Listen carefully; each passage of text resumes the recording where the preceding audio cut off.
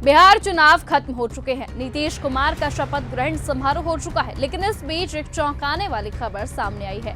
दरअसल बिहार चुनावों की दूसरे फेज की वोटिंग के बीच अचानक से 3 लाख मतदाताओं की संख्या बढ़ जाना अब देश की सबसे बड़ी राजनीतिक पहेली बन गया है और चुनाव आयोग की सफाई ने इस शक को और भी ज्यादा गहरा कर दिया।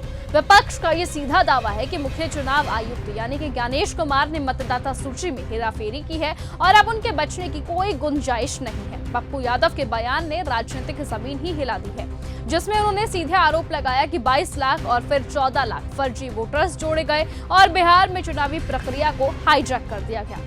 ज्ञानेश की ताजीवन जेल में बीतेगी आने वाले समय में, आप लिख लो। जितनी बड़ी चोरी उसने की है लोकतांत्रिक व्यवस्था के साथ और संवैधानिक दायित्वों के साथ, सब कुछ सामने में है। एसआईआर है, फिर 22 लाख वोटर को जोड़ने का है, फिर जीविका को आप चुनाव आयोग में आपने जिम्मेदारी भी दे दी, उसके अकाउंट में पैसे भी दे दिए, वाह रे वाह। और 6 तारीख को और 22 लाख वोटर को जो जोड़ा वो भी पता नहीं, 14 लाख लगभग फर्जी वोटर।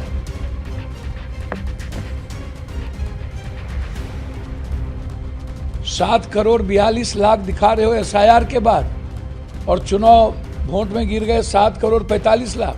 पहले फेज की वोटिंग तक आयोग खुद ये कह रहा था कि मतदाता संख्या 7 करोड़ 42 लाख है, लेकिन दूसरे फेज के बाद अचानक ये आंकड़ा 7 करोड़ 45 लाख कैसे हो गया? इसका जवाब आयोग ने अभी तक नहीं दिया है और न ही शायद आयोग देना चाहता है। लेकिन जैसे ही विपक्ष ने महाभियोग की तैयारी शुरू की तो कांग्रेस ने साफ कर दिया कि ज्ञानेश कुमार को हटाए बिना वो पीछे नहीं हटेंगे। तभी चुनाव आयोग ने घबराकर सफाई भी पेश कर दी, जिसमें दावा किया गया कि 30 सितंबर के बाद नए नागरिकों के आवेदन आने से ये बढ़ोतरी हुई है। लेकिन सवाल ये है कि अगर आवेदन आए थे तो पहले फेज की वोटिंग में क्यों नहीं बताए गए? क्या ये जानकारी छुपाई गई थी? क्या वोटिंग खत्म होने का इंतजार किया गया था? ये विरोधाभास चुनाव आयोग को कटघरे में लाकर खड़ा करता है और साफ ये दिखाता है कि सारी गड़बड़ी आयोग की सफाई में ही पकड़ी गई है।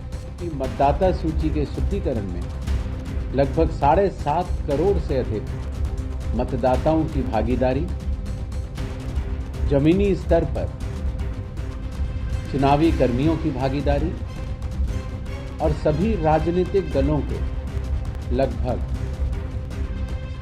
1.76 लाख बूथ लेवल एजेंट्स की भागीदारी, चुनावी कर्मियों के अथक और पारदर्शी परिश्रम के कारण मतदाता सूची के शुद्धिकरण में बिहार के 38 डीएम में से किसी एक के पास भी एक भी अपील नहीं है। विपक्ष ये कहने लगा है कि चुनाव आयोग आज भाजपा की बी टीम बन चुका है और बिहार से लेकर महाराष्ट्र, हरियाणा तक हर चुनावों को सत्ता के हित में मोड़ा गया है। अब जबकि 3 दिसंबर से शीतकालीन सत्र शुरू हो रहा है, ज्ञानेश कुमार के खिलाफ महाभियोग प्रस्ताव लाने की तैयारी तेज है और माहौल ऐसा बन चुका है कि मुख्य चुनाव आयुक्त की कुर्सी अब कितने दिन टिकेगी ये कहना मुश्किल है। सवाल सिर्फ इतना है कि क्या ये सफाई उनके इस्तीफे की वजह बनेगी या फिर आने वाला समय उनके जेल जाने की पटकथा लिख रहा है। बहरहाल आपको बताएं कि जिस तरीके से चुनाव आयोग के खिलाफ महाभियोग की तैयारी कांग्रेस कर रही है, देखना होगा कि क्या सचमुच ज्ञानेश कुमार की कुर्सी चली जाएगी, क्या ज्ञानेश कुमार जेल जाएंगे। वो आने वाला वक्त और साथ ही साथ पूरा सच तय करेगा। फिलहाल तब तक के लिए आप बने रहिए और ऐसे ही देखते रहिए न्यूज गंगा। और आप सभी को क्या लगता है, क्या सचमुच कांग्रेस की बातों में दम है कि कांग्रेस वहां पर महाभियोग में अपने सबूत पेश कर पाएगी और ज्ञानेश कुमार को जेल करवा पाएगी? तो अपने राय जरूर दीजिए। नमस्कार। अगर आपको यह हमारा वीडियो पसंद आया हो तो इसे लाइक और शेयर करना बिल्कुल ना भूलें। साथ ही हमारे चैनल न्यूज गंगा को सब्सक्राइब और फॉलो जरूर करें ताकि देश और दुनिया की हर बड़ी खबर आप तक सबसे पहले पहुंचे।